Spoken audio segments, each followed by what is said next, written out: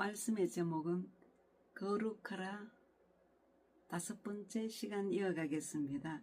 본문 말씀은 레위기 11장 44절에서 45절 말씀입니다.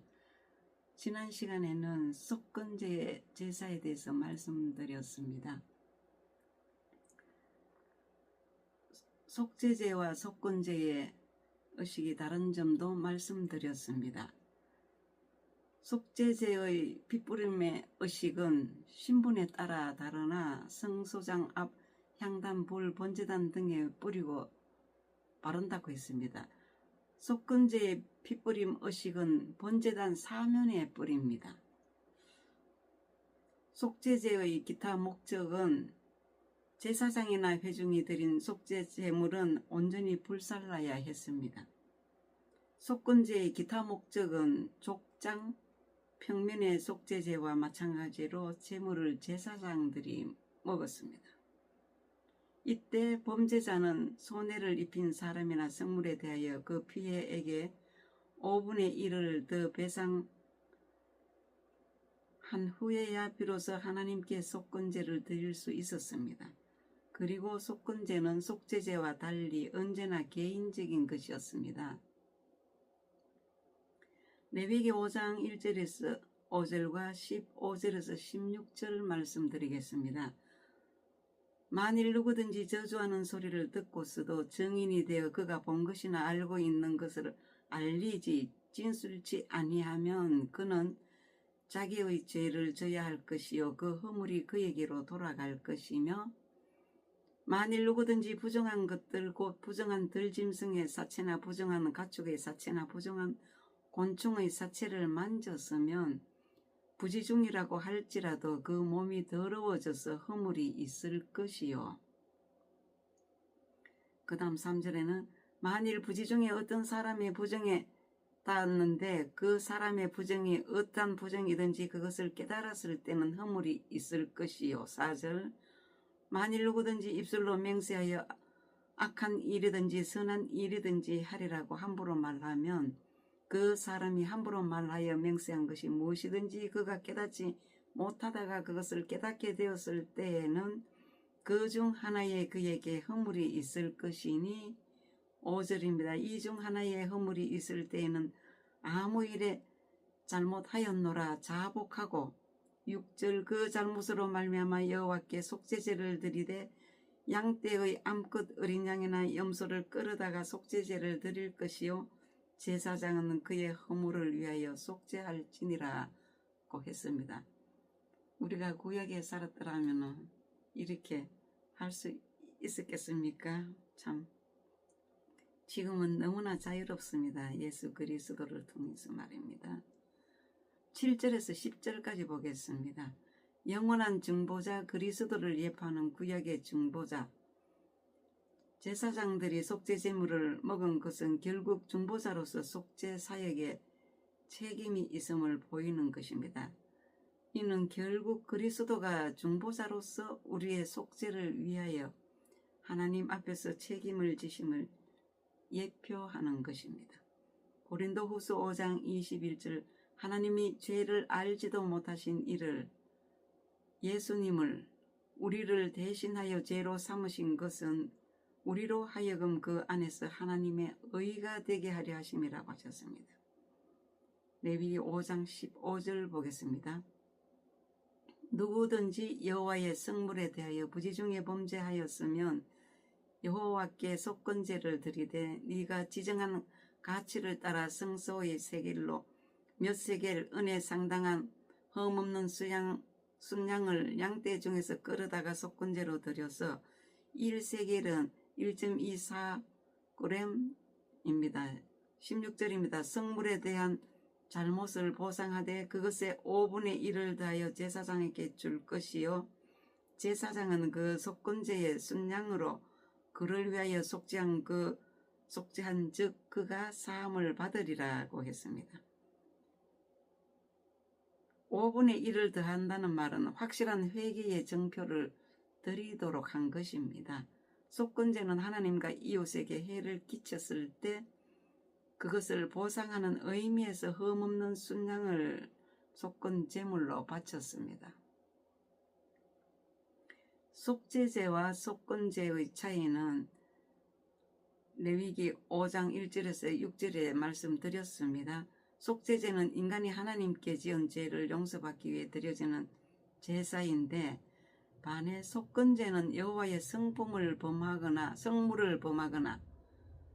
속건제는 여호와의 성물을 범하거나 금령을 어긴 경우에 또 다른 사람에게 죄를 지은 경우 그것에 대해 배상의 성격을 지닙니다. 정인석의 선자는 본 일이나 아는 것을 솔직하면서도 담대하게 진술해야 합니다. 그로 인해 신변의 위협이나 신분상의 불이익을 당한다 해도 하나님을 믿고 용기를 얻어 진실을 말할 줄 아는 사람이 되어야 합니다. 사람들은 쉽게 어떤 경우에는 죄인 줄도 모르고 있는 이런 죄를 짓곤 합니다.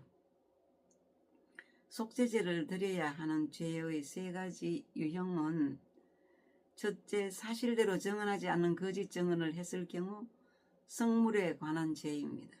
둘째, 부정한 것에 접촉하여 몸이 부정해진 경우 말하고요. 세 번째는 경솔하게 맹세한 경우도 말합니다. 이상의 경우 속죄제는 범과자가 자신의 잘못을 깨달았을 때 드려졌습니다. 제사에 대한 이 모든 것을 예수님께서 다 가르쳐 주셨습니다. 레위기의 제사 제도가 이런 내용으로 전개되어 있다는 것을 말씀드렸습니다. 그러나 하나님께서는 제사 그 자체의 목적이 아닙니다. 봉사 충성도 아닙니다. 온전한 제사가 되어야 합니다. 그때나 지금이나 온전함은 거룩의 세부적으로 하나님과의 관계의 개념입니다. 하나님께서 구하시는 제사는 상한 심령이라 상하고 통회하는 마음은 주께서 멸시하지 아니하시리라는 말씀입니다. 시편에 있지요. 51편 16절에서 17절에 있습니다. 제사의 규정은 하나님의 뜻을 말합니다. 레위기에서 제사 제도는 죄의 형벌과 겸손, 나눔, 손해배상, 제사장이 드리는 죄에 따라 제물이 달라진다는 5가지이며 제사 예물의 종류가 다르지만 상세하게 기록하고 있습니다. 그 제물마다 받으시는 것이 불로 태워서 그 향기로운 냄새를 험량하십니다. 우리는 희생, 11조, 예배를 자기를 위한 나의 거룩함을 행위로 보여지려고 전략적으로 드리는 것은 아닌지, 우리의 삶은 어떠한지. 아모스 4장 4절에서 5절 보겠습니다. 수원제로 드리며 낙현제를 소리내어 선포하는 이것이 너희가 기뻐하는 바니라 주 여호와의 말씀이라고 하셨습니다. 이런 제사 제도에서 예배에서도 하나님께서 꿰뚫어 보시는데도 불구하고 이스라엘 백성들은 순종하지 않고 세상의 적 마귀를 따라갑니다. 마귀가 뭐예요? 우상 숭배입니다. 고린도전서 10장 20절에서 21절 보겠습니다. 무릇 이방인이 제사하는 것은 귀신에게 하는 것이요 하나님께 제사하는 것이 아니니 나는 너희가 귀신과 교제하는 자가 되기를 원치 아니하노라. 너희가 주의 잔과 귀신의 잔을 겸하여 마시지 못하고 주의 식탁과 귀신의 식탁에 겸하여 참여하지 못하리라고 분명하게 말씀하셨습니다. 믿으세요? 우리는 하나님의 약속의 말씀이 기반되어야 합니다. 요즘 세상에는 이런 일이 있습니다. 어떤 성도는 설교로 갑질한다는 말을 합니다. 그 이유는 본문에 담고 있지 않은 자기의 필요한 말을 많이 한다는 것입니다. 육신의 생각들. 무심 중에 분별 없이 말하는 것, 화가 나서 함부로 맹세하는 것, 어리석게 말하는 것, 말은 생각 없이 경솔하게 하는 맹세를 가리킵니다. 유대 사회에서 맹세는 여호와의 이름으로 발하는 하나님과의 약속이기 때문에 반드시 지켜져야 했습니다. 행동도 마찬가지입니다. 왜 이 말씀을 드리느냐 하면 레위기에서 제사장이 제사에 대한 임무를 잘 감당하지 못했을 때 어떤 일이 일어났는지 성경 보겠습니다. 레위기 10장에서 아론 제사장의 아들 나답과 아비후의 분향 사건입니다. 레위기 10장 1절에서 3절입니다.